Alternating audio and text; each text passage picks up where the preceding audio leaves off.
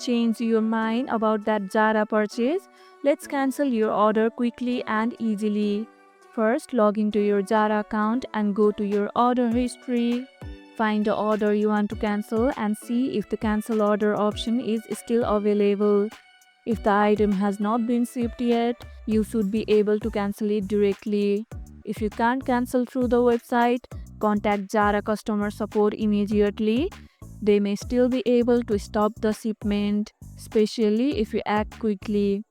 Keep an eye on the order confirmation email, as it usually includes a cancellation window and instructions on how to proceed. Have you ever had to cancel your order? How did it go? Let us know in the comments below. And if this video helped, hit the like button, share it, subscribe, and leave a comment. Thanks for watching, and I'll see you in the next one.